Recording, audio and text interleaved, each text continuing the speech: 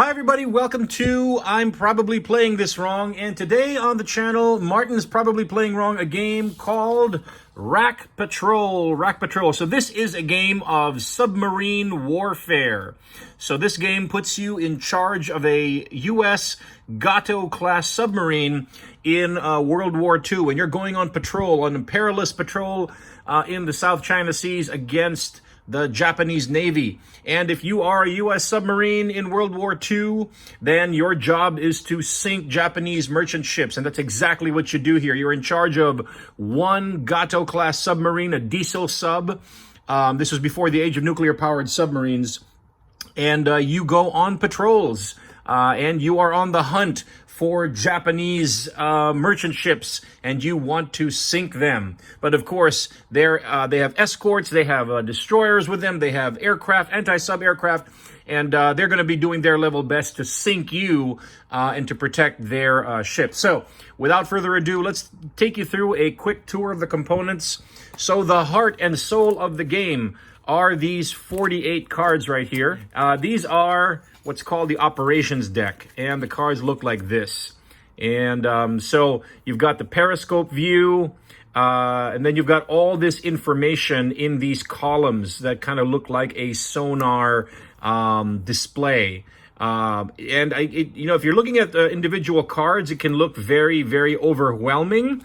There's a lot of information on the cards, but here's the key. Every turn, you're going to be drawing just one card. And when you draw that one card, you're going to be looking at just one spot for the information that you need to answer the question or to tell you what happened in that particular turn. So if you go through this game procedurally, as I'm about to show you, then it won't be overwhelming. So that's the operations deck over there. And the game comes with a player control panel, which has some pieces of information that I will be showing you in just a second. So this is the boat condition kind of track here. If you are going for a lead approach toward your target or a drag approach, I'll explain what those things mean a little later on. Here are certain zones that you start out in zone 3, that's the zone furthest from the target, and then you're trying to get closer. In zone 2, you are in torpedo firing range. That's what this column is over here. And then once you fire your torpedo from either zone 2 or zone 1, then you want to move to this column here, which is the escape zone, and you want to try to get the heck out of Dodge. There's other information here which we'll show you in a little while.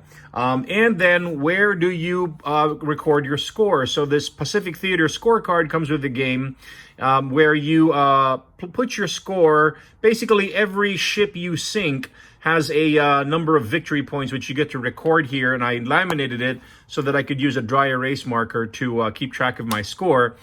And then each game consists of 3 patrols, and each patrol is about 10 minutes long.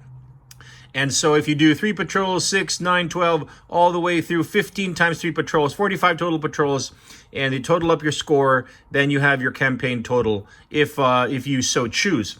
That's what comes with the game. By the way, I didn't mention this is a free print and play game. Free print and play game, right? What I did, my contribution to the cause here is I combined everything into this kind of playmat situation here, where not only do you have the player control panel that I put on there and the scorecard, but I also put a space for the operations deck, the discard pile, your current contact, angle on the bow, which I'll explain a little later, and then a little bit of a game sequence kind of cheat sheet or player aid over here. And I made it all fit in one sheet of US letter size. So this is something that I made. I added this to the components of the game, and this is available in the file section for Rac Patrol on Board Game Geek. Okay, as well, you have to add 7 markers. So I've got 7 Euro cubes here, 7 red Euro cubes. And so we're going to get ourselves set up for going out on patrol. We're going to get ourselves set up to go out on patrol. One more thing, which is not part of the game setup, but I found helpful, I'm going to add is a D6. I'm only going to use the 1, 2, and 3, and I'll show you what these keep track of in just a little while. Okay, so I'm going to, first of all, you shuffle the operations deck very nicely. I've already done that, and then you place the entire operations deck, all 48 cards here on the space for the operations deck. and you have to have a space for the discards. And then we have to put markers on the starting conditions here. So I will put one marker here in this bottom center spot, indicating that we start our patrol on watch. That is our default condition. We are on watch if we are not engaged in contact with the enemy. We have another marker here that indicates our current, whether the boat is surfaced or submerged. Surfaced would be up here above the water line, and submerged would be over here below the water line. So we start the game submerged, okay? We'll show you how that kind of flips back and forth a little later on. Now, there are two possible commanders for the boat. The skipper or the captain starts as commanding the boat. I'm going to place his space here, his marker here. And then every 3 draws of the watch, every 3 cards that you draw, as long as you're on watch and you haven't made enemy contact, that marker will move to the chief of the boat, or the cob will take command. So it's basically they trade off every 3 portions of the watch, right?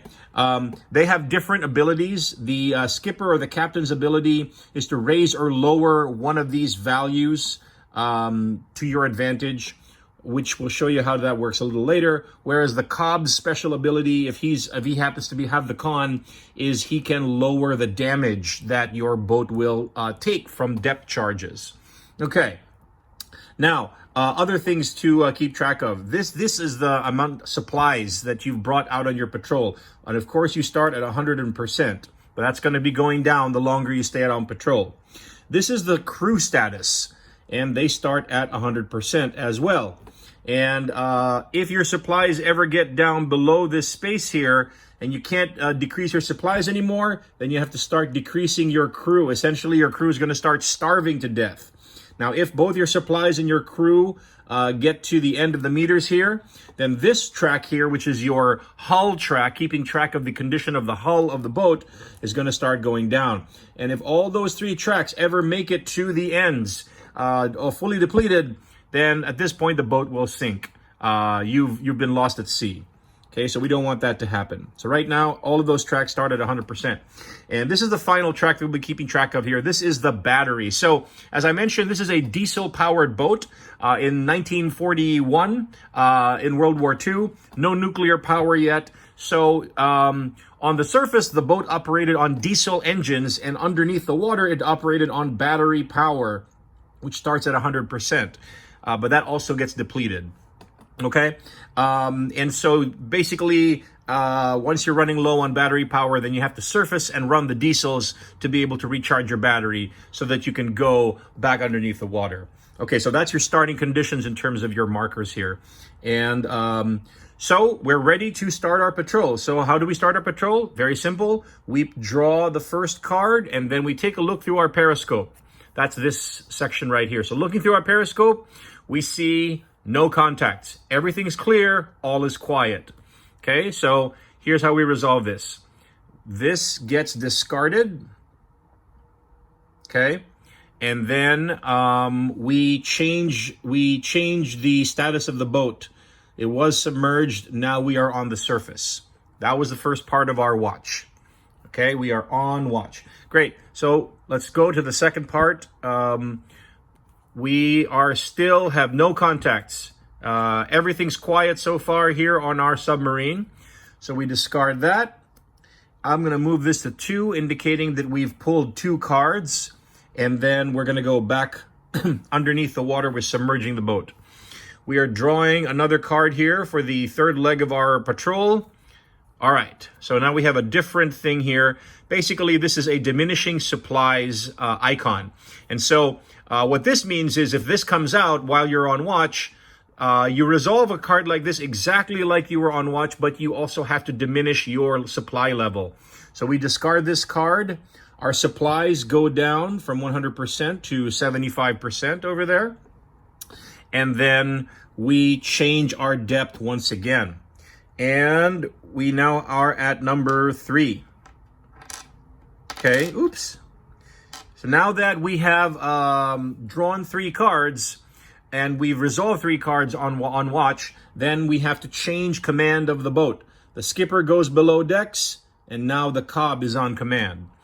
Basically, that matters. Like whoever is commanding the boat matters when you do a contact, because it would be that commander's special ability active. So as I mentioned earlier, the Cobb special ability is he's able to lower damage. Okay, so we've been out at sea for a little bit now. So far, we haven't made any contacts, which is very, very true to life. A lot of submarine patrols out in the South China Sea, sometimes you'd go for weeks without making any contact. And then all of a sudden you'd make contact, and then things would get very fast. Would start moving very quickly and get very hairy indeed. Okay, keep on going. Let's see what happens. Aha, okay. So now we have contact. We've got enemy contact. We don't have a contact with a ship, but we have contact with a plane. And fortunately for us, we made contact with this plane as we were submerged. Because if we were on the surface when we made contact with this plane, we would be automatically detected, which we do not want. We do not, a submarine, the whole purpose of a submarine is to remain undetected. So if we get caught on the surface with an aircraft, with an anti-sub aircraft on patrol, then we are in deep doo-doo. And that's the we do not want to be. So fortunately for us, we made contact with the plane while we were submerged, which means now we have to find out if the plane detects us. All right, detection. To make a detection check, draw an operation card. All right, here we go. And then we look at the card's action grid. And if you are on watch and making this check because of an aircraft flyover, you will read the box for lead maneuver zone 3. That's this box right here. This is the lead maneuver column, and that's zone 3. Basically, if there had been a klaxon in here, a klaxon symbol that looks like this, that's a klaxon symbol, then the aircraft would have detected us. But because we drew this card and we took a look here, we have escaped detection. Whew! Okay, so how does that work? You will read the box for lead maneuver zone 3. After reading the box, you will discard the operation card used for the detection check. And we were not detected. So if the box is empty, you have not been detected. If you were on watch, you may discard the aircraft flyover and continue your watch by changing your depth and drawing a new operation card. Okay, so we are changing our depth. And we draw a new operations card, and I believe that was card number 2. If I'm not horribly mistaken. So keeping track of how many cards you've drawn is, kind of something that you need help with, and that's why I'm using this D6 to help me keep track of that stuff. All right, we're drawing a new operations card. Oh, and I'm discarding this. So we had a little bit of a hairy moment with that plane, but so far we were able to escape detection. Now we are on the surface. So if we encounter another plane, that is going to get very exciting indeed. Whew, no contact. All right. So that means that we changed the depth of the boat once again. And that was the third card. So which means now skipper once again goes below decks. And the Cobb now has the con. And so far, we haven't had to lose any more diminishing supplies, right? So far, so good. Okay. Okay. Here's another card here. So this is card number 1 on the Cobb's portion of the patrol. And so what this card is this is called a home base. This is U.S. This is landfall. This is called a U.S. port. Okay. And basically, when you encounter a U.S. port, you have the option of ending your patrol, meaning you're taking the boat back into port. And if we did that at this point, we would end the patrol and start scoring. Now, of course, we don't want to do that right now because we haven't sunk any Japanese ships yet. So we're just going to go ahead and treat this just like a no contact card, discard it, and then we change the number, and then we change the depth of the boat, and then we draw another card. It's a very, very good simulation of life, how life can be like a lot of waiting around, and then all of a sudden you get a contact, and then everything shifts. And just as I was saying that, we have a contact. Okay, so we are on the surface, the Cobb is at the con, and we have a contact, and based on the silhouette, this is a Japanese merchant ship. So this is our target right here, okay? So we are gonna go after, that's our current contact. We're gonna place that in our current contact space right over here. And so now our game sequence is gonna come in handy here, because this is going to help us determine the sequence of events, okay? So first of all, when we come into contact with a vessel, first thing we have to do, we've got to determine the angle on the bow, and that the angle on the bow means the direction in which the ship is headed. So to determine angle on the bow, we're going to draw another card, and now we're going to flip it over and look at this specific piece of information here. So the angle on the bow of this contact is 90 degrees. So we're going to place this underneath, this card underneath the contact card, and with only the 90 degrees showing there, because that's the only piece of information on that card that's relevant. It's reminding us that our current target's angle on the bow is 90 degrees. Now, what does that mean? 90 degrees means this boat is moving across our path.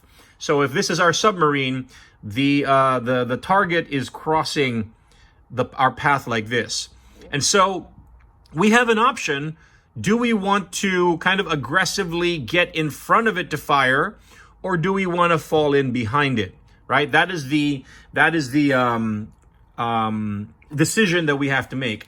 Do we want to make a lead maneuver, try to kind of aggressively get in front of it and meet it, coming towards it like that, or try to step in behind it?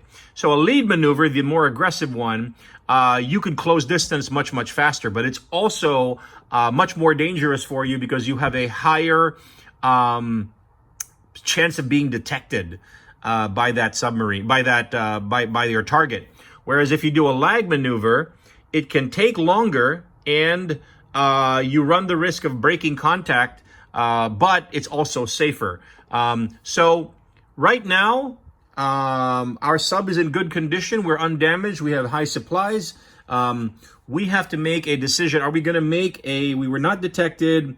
Are we going to do a lead or a lag maneuver? I'm going for it. I'm going to do a lead maneuver. Okay, so we're going to do approach, first submerge, and then I'm going to choose to do a lead maneuver. So that's this column right over here. This arrow pointing upward indicates lead, whereas this down pointing arrow indicates lag. So to indicate that I'm choosing the lead maneuver, I'm going to move this marker from the on watch status to the lead column zone 3. So we are outside of shooting range. We are outside of torpedo range, but we have committed to a lead maneuver. Okay? So now that we've committed, we are going to see if we have been detected. So here we go. Have they detected us? They have not. There is no klaxon here in this box that corresponds to our current action. So we have not been detected. So far, so good. We discard that card and we continue. If we are not detected, we're going to try shooting. For a lead maneuver, you have to consult these columns right here, and you have to look at the number, the result that corresponds to the current angle on the bow. So I'm looking at this middle result here, which says 90, because our current angle on the bow is 90 degrees, and that means -2. So the way you determine the result here is you take your current position on the action grid, and then you add it up to whatever is the value that corresponds to the current angle on the bow of your target, and then whatever is the result is where you move on the grid. So this is actually really good for us because we're in zone 3, -2. We move 2 spaces toward the target, 1, 2, which is great for us. However, there's also this lightning bolt here, which means our battery gets drained in the process of doing this lead maneuver. So our battery now goes down by 1. It's at 75%.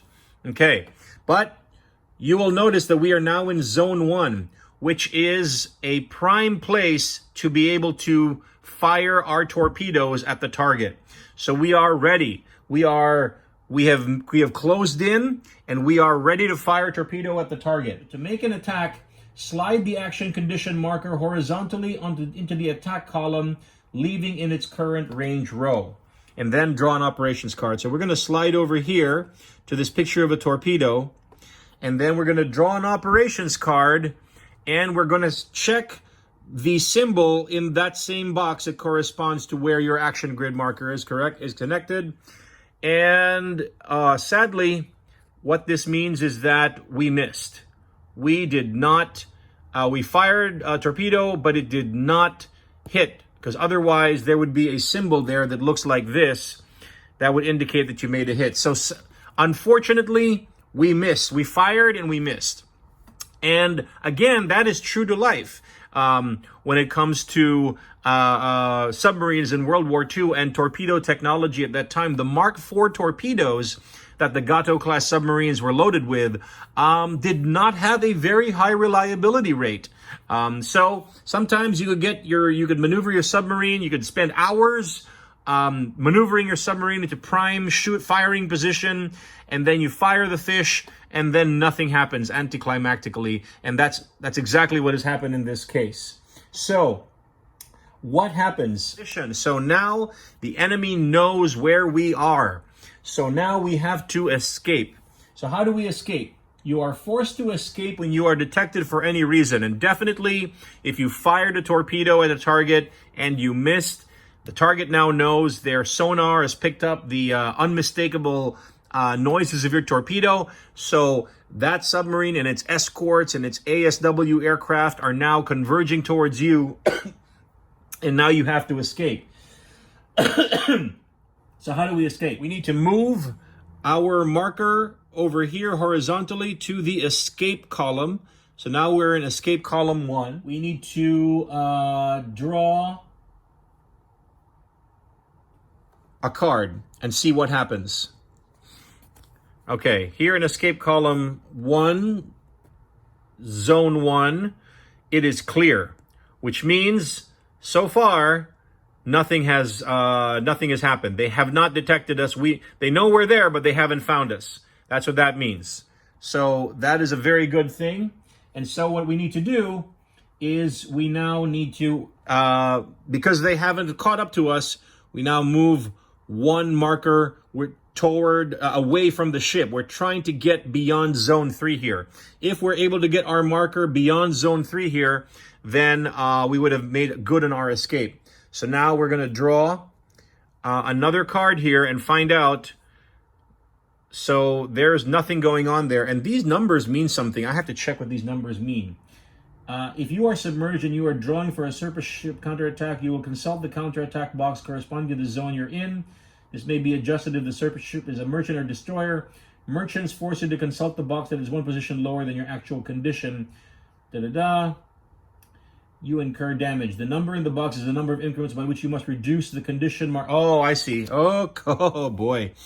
Oh boy. I was wrong. So the number, okay, incur damage. The number in the box is the number of increments by which you must reduce the condition markers of your crew and or your hull. You choose which status is reduced, and in the case of multiple hits, you can absorb all the damage on one status or split it as you see fit. Okay. So, and by the way, there's another thing that I've just messed up here because I'm gonna draw these two cards back here. I'm actually gonna put myself back here.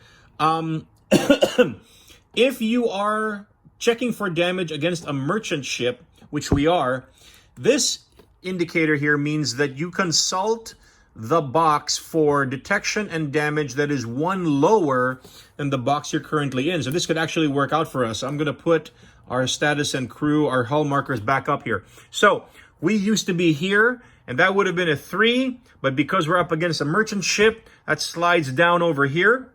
Excuse me. And that means we only have to suffer a damage of 1.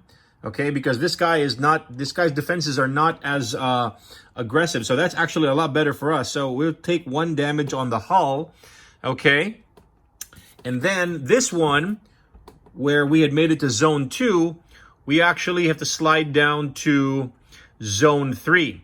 And so it was a plane with a depth charge symbol with a 0. The damage is equal to 0, so they actually miss, and they don't damage us. Whew, okay.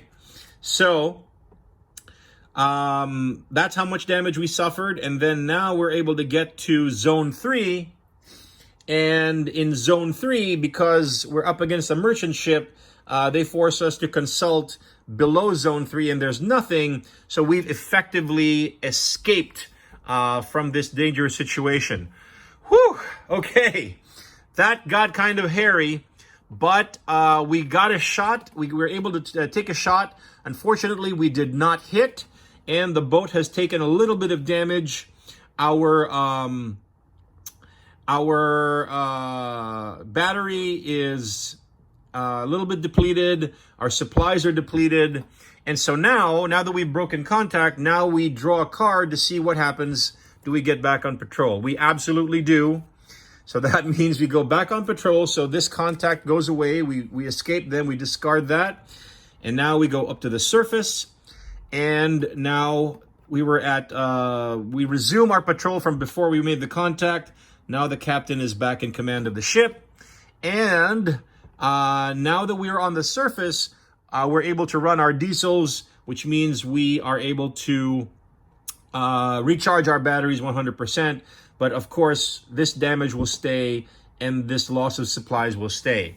And at that point, I'm going to pause, right? Let's see. No, we're still on patrol there. I'm going to pause. I'm going to stop right here, and I'm going to just kind of take stock here. So I've kind of taken you through a little bit of what contact looks like. The rules themselves can be a little bit, kind of like wordy and kind of hard to follow. The key is to just kind of follow them in order and notice that they are numbered. And so when you're reading the rules, when you get to a certain point, it'll tell you function is just like contact, and then you go to that number in the rules.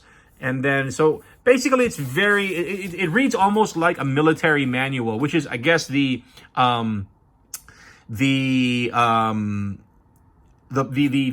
intention, right? That was the intention, is they wanted to make it look, the author, the designer of the game, Jeffrey Greer, wanted to make it feel like a military document. And it certainly does that, but it's got these functional kind of,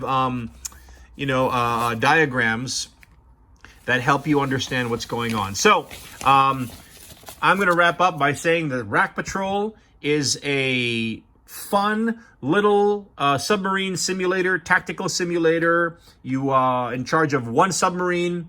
You get to go on patrols. Once you're fluent with the rules, each patrol can take about like 10 to 15 minutes. And then it says in the rules that you generally should play 3 patrol lengths, which is called a tour of duty, to be able to say that you did one of these seasons. You write that, so each one of these is a tour of duty, and then you would total up the score there.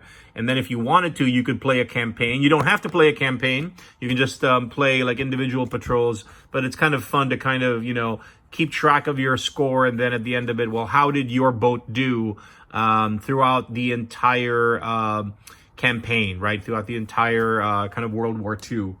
All right, so Rac Patrol, free print and play, submarine simulator, 1 deck of cards, optional play mat here. And I think it's a heck of a lot of fun. I've been playing it obsessively the past few days. I highly, highly recommend it. And this has been Martin. Probably I was playing it wrong, but I caught myself and I corrected myself. And I hope that I played at least 80 to 90% of it correctly for you guys. Enough so you get an idea of how much to play, how to play. It's a fun one, and I do recommend it. So until next time, this has been Martin, and we'll catch you on the flip side.